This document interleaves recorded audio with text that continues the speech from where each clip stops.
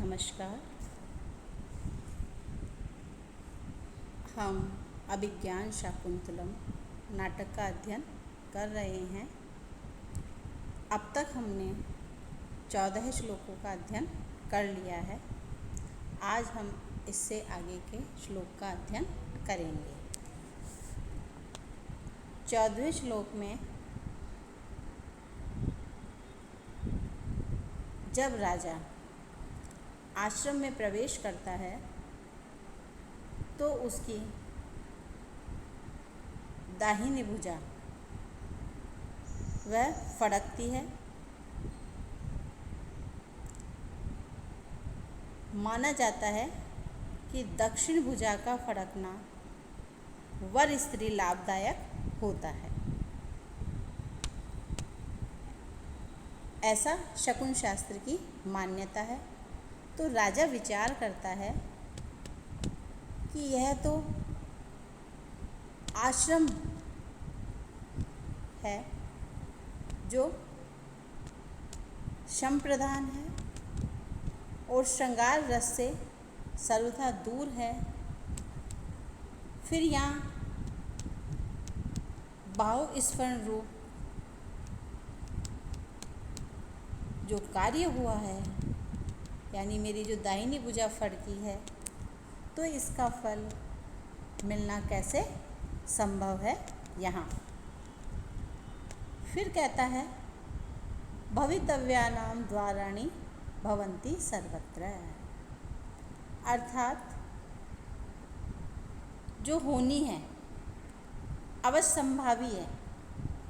जो ऐसी अवश्य संभाविनी घटनाओं के लिए सब जगह द्वार या मार्ग या कोई ना कोई उपाय अवश्य निकल जाता है। तो इसलिए यदि मुझे वर स्त्री लाभ होना है तो वह सर्वत्र हो सकता है, चाहे आश्रम का स्थान हो अथवा नगर का स्थान हो। इस प्रकार वह विचार करता है और उसके पश्चात नेपथ्य कहते हैं पर्दे को, अर्थात पर्दे के पीछे इतः सख्यो, इधर से आओ सखी।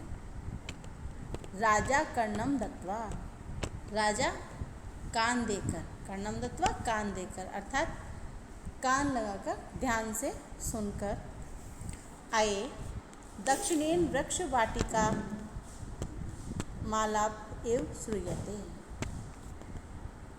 दक्षिणे अर्थात वृक्ष वाटिकाम आलाप है। वृक्ष वाटिका के दक्षिण दाहिनी ओर आलाप वार्तालाप एव श्रूयते सुनाई दे रहा है।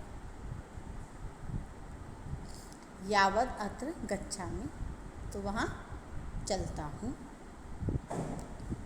परिक्रम्य अवलोक्य च, परिक्रम्य घूम करके अवलोक्य देख करके अरे एता तपस्वी कन्यकः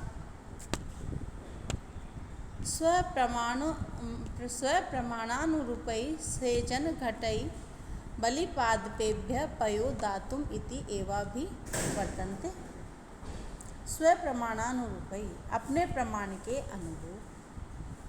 सेचन घटई अर्थात घड़ों से सेचन रूप। बलि पादपेभ्य अर्थात वृक्षों में, यानी अपनी अपनी सामर्थ्य के अनुरूप छोटे बड़े जल सिंचन के घड़ों से पादपेभ्य छोटे वृक्षों को अर्थात पौधों को जल देने के लिए दातुम इत एव भी वर्तन्ते, इधर ही आ रही है। निपुणम निरूप्य, अच्छी प्रकार से ध्यान से देखकर। अहो मधुरम मासाम दर्शनम, मधुर मासाम दर्शनम अर्थात इनका जो दर्शन है, इनका जो देखना है वह तो बड़ा ही सुंदर है, अर्थात देखने में बड़ी ही सुंदर है। शुद्धांत दुर्लभम ईदम वपु आश्रम वासिनो यदि जनस्य दूरीकृता खलु गुणै उद्यान लता वनलता भी। शुद्धांत है, शुद्ध अंत है, दुर्लभम ईदम अंतःपुर में अर्थात राजा के महलों में, इस प्रकार का दुर्लभ बड़ा कठिन वपु शरीर अर्थात इतना सुंदर लावण्य से युक्त ये जो शरीर है बड़ा ही कठिन है। आश्रम वासिनो यदि जनस्य, आश्रम वासिनो आश्रम में निवास करने वाले, आश्रम में रहने वाले इन लोगों का, दूरीकृता अर्थात तिरस्कृत कर दिया है, खलु निश्चय गुण ही गुणों के द्वारा, उद्यान लता उद्यान की जो लताएं हैं अर्थात उपवन की जो लताएं हैं उनको किन्ने, वन लता भी, वन की लताओं के द्वारा। यहाँ राजा जब उन को देखता है तो वह उनके सौंदर्य पर मुग्ध हो जाता है और विचार करता है कि इन तपस्वी बालाओं के अति मनोहर और अद्भुत शारीरिक सौंदर्य बहुत है। ऐसा शारीरिक सौंदर्य तो राजाओं के अंतःपुर में भी प्राप्त नहीं होता, जहाँ की सब प्रकार की सौंदर्य सामग्री और सुंदरता को बढ़ाने वाले भोजन आदि, श्रृंगार सामग्री आदि ये सभी उपलब्ध हैं।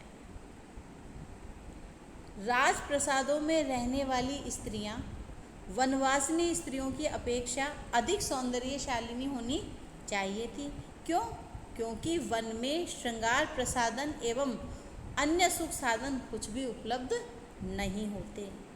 फिर भी यदि आश्रम में निवास करने वाली इन बालाओं में ऐसा मनोहर सौंदर्य है तब तो कहना ही पड़ेगा कि राज उद्यान में परिवर्धित अर्थात पली बड़ी लताओं को वन लताओं ने अपने सुगंध और कोमल आदि गुणों से तिरस्कृत कर दिया है। क्योंकि सामान्य रूप से उपवन की लताएं वन लताओं की अपेक्षा अधिक सुंदर होनी चाहिए, लेकिन यहाँ इन वनवासिनी कन्याओं के सौंदर्य को देखकर तो हठात यही कहना पड़ता है कि वन लताओं ने अपने गुणों से उद्यान लताओं को परास्त कर दिया है। इस पद्य में आश्रम वासिनो जनस्य से तात्पर्य शकुंतला आदि रूप स्त्रीजन से है। ईदम वपु का अर्थ यहाँ शारीरिक लावण्य से है और शुद्धांत का अर्थ राजाओं के अंतःपुर से है। वन लताएं अप्रयत्न परिवर्धित होती हैं, जल सिंचन आदि के द्वारा इन्हें सुंदर बनाने का प्रयास नहीं किया जाता, जबकि उद्यान की जो लताएं वह तो कृत्रिम होती है, उन्हें काट छांट कर सुंदर बनाया जाता है। अकृत्रिम वन लताओं के द्वारा उद्यान की कृत्रिम लताओं का तिरस्कृत होना यह सूचित करता है कि कवि इस कथन के द्वारा कृत्रिम सौंदर्य की अपेक्षा स्वाभाविक एवं प्राकृतिक सौंदर्य की ही विशेषता दिखाना चाहता है। अपनी रचनाओं में सर्वत्र उसकी यही मान्यता रही है, इसलिए शकुंतला के सौंदर्य वर्णन में वह सर्वत्र अकृत्रिम सौंदर्य की ही विशेषता यहाँ दिखलाना चाहता है। अपनी रचनाओं में सर्वत्र कालिदास ने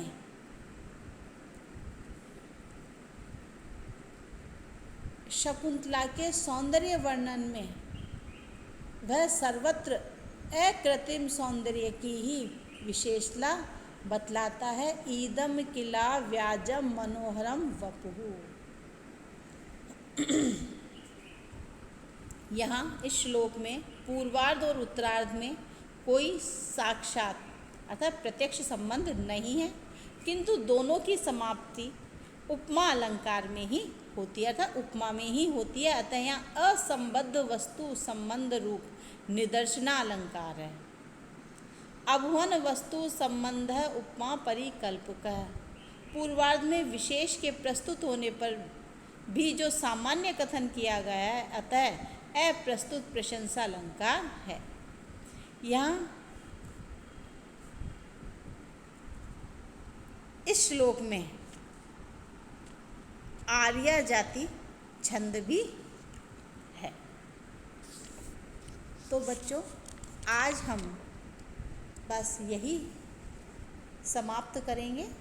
धन्यवाद।